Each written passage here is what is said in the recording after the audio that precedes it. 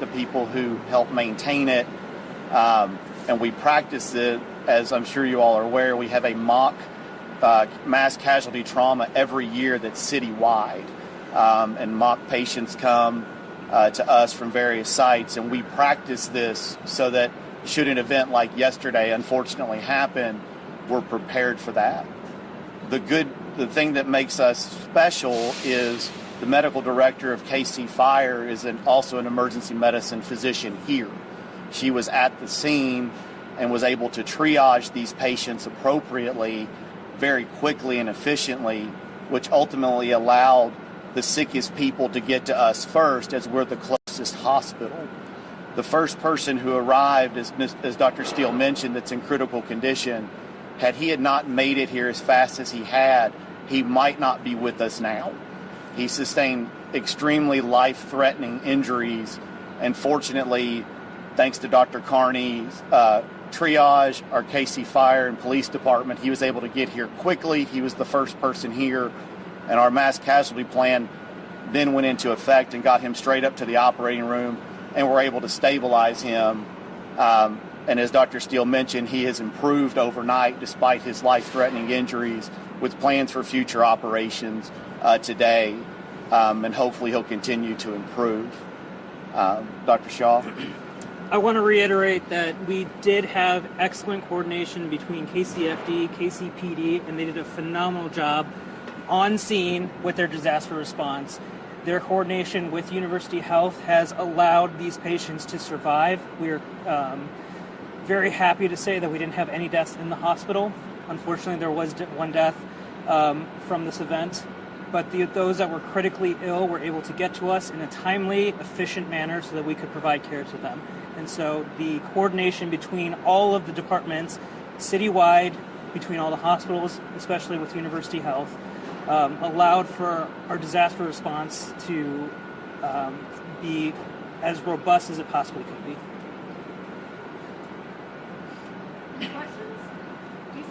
You spoke about one patient who was in critical condition. Can you talk about the other patient that's in critical condition? What's happening with them? The other patient who was also in critical condition was the second patient who arrived to us.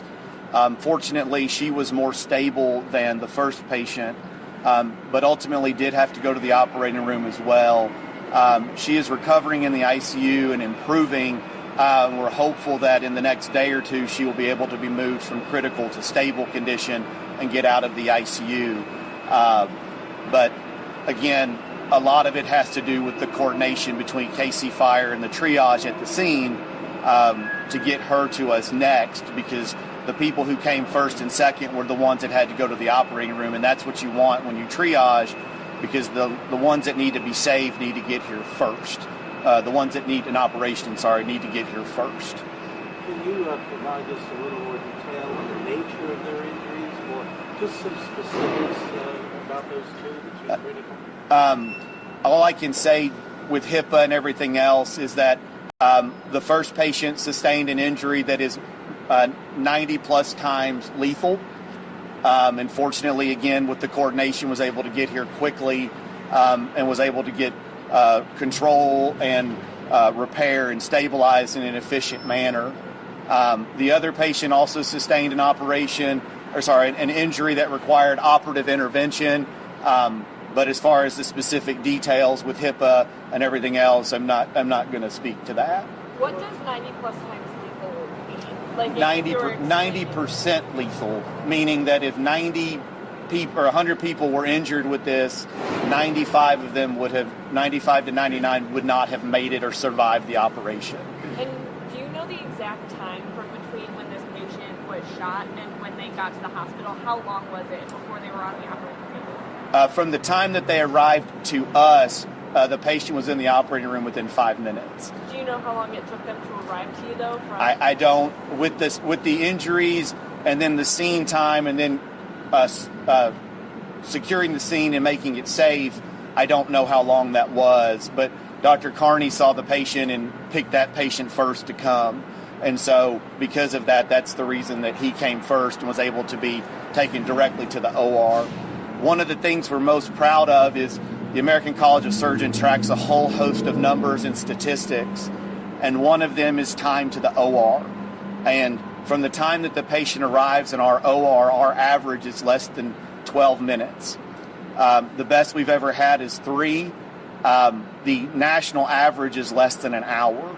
We're in the top 1% of the nation as far as getting to the operating room upon arrival, and that has to do with the training of the staff, our operating room, our nurses, the emergency medicine department, because once somebody's identified that needs to go to the OR, we get them up there, because the faster we can get them up there, the faster we can stop the bleeding and save a life. And the ages of those 3, male, female? There's a young gentleman, I don't know his specific age, and then there's an older lady. Like when you say young, you mean like less than 18, less than 16? We believe he's over 18. Okay. But again, he's still in critical condition, and so exact ages and things we have not identified. Everybody comes in as an alias so that we can rapidly take care of them, because they're all pre-programmed in our system, so we can take care of them without having to enter them into a computer. And you guys don't do any children here? We do take care of children, although, as you can imagine, most of them come across the street. We do take care of anything 13 or over. Under 13, it's an American Anesthesia Society issue that has to be a pediatric center. Anything that gets brought to us, we will stabilize up to the best of our ability, including operating on children if we have to.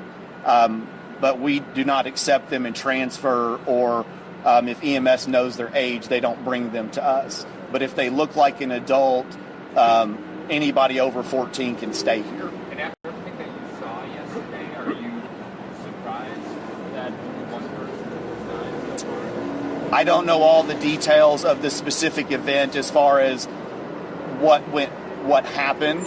I'm not surprised that our care went the way it did because of the way that we trained for it. We've been a trauma center for a very, very long time.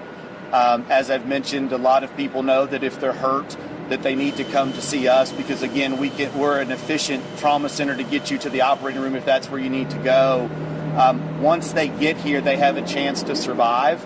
So I'm not surprised that with our team, they were able to save all of the patients. As far as the overall number of patients that happened during the event, I don't know all the specifics of the event to be able to say how many there should have been or anything like that. Are there any patients that arrived without gunshot injuries? There are, unfortunately, as you can imagine, during the exodus after the event, there are patients who get caught in the exodus. We've had a few people who injured various extremities and have some broken bones that were due to trying to get away that weren't actually injured from gunshot violence. Are you guys still treating actively any non-gunshot wound patients right now? There are a couple who are still in the hospital. One is awaiting an operation, and one is planning for discharge later today.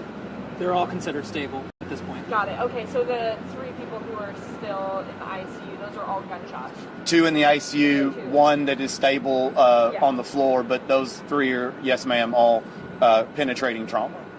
When you said, so of the 8 gunshot victims, you said 5 were dismissed from the ER. Are they still being treated elsewhere in the hospital, or have they been discharged? They've been discharged from the hospital, from the emergency department. They were able to go home. Okay. You guys treated people on the scene as well at the rally. Were those same medical staff then treating people at the hospital, or can you describe, I guess, the team care that went into it? So fortunately, again, as with Dr. Carney, in our close relationship with her and Casey Fire, some of our nurses and medical staff are able to, as Mr. Shields mentioned, there to help take care of planned intoxicated people or minor injuries. And so we have at every event at Union Station or big event, a lot of our nurses and emergency medicine providers will be at those events to help take care of people. They're obviously not planning to have the event that they had yesterday, but fortunately with them there, they were able to help start the triage and treatment process. They did not come back to work and take care of people after the event, mostly because all of the patients that arrived had already been taken care of. I don't know if they are at work today, but I would assume with the resilience of our staff and the desire to continue to take care of people, they are probably here if they're scheduled to work.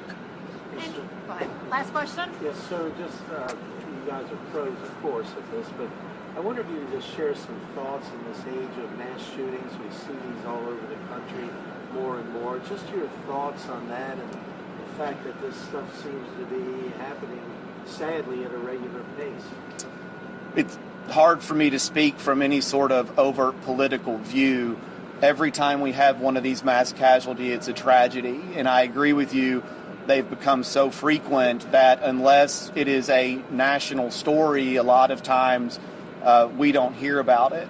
As the news mentions often, we do see a lot of high acuity injuries, whether that's from penetrating trauma, car wrecks, motorcycle accidents, bad falls that do need emergent care, and we train for that.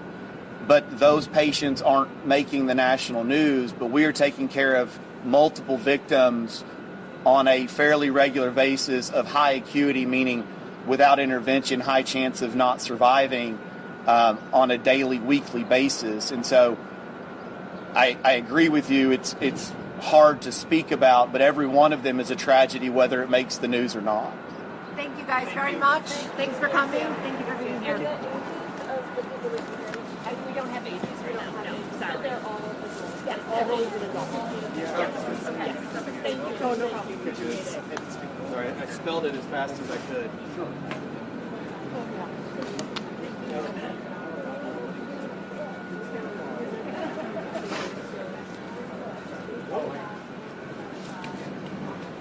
Thank you guys. Thanks, guys. I think I know what happened.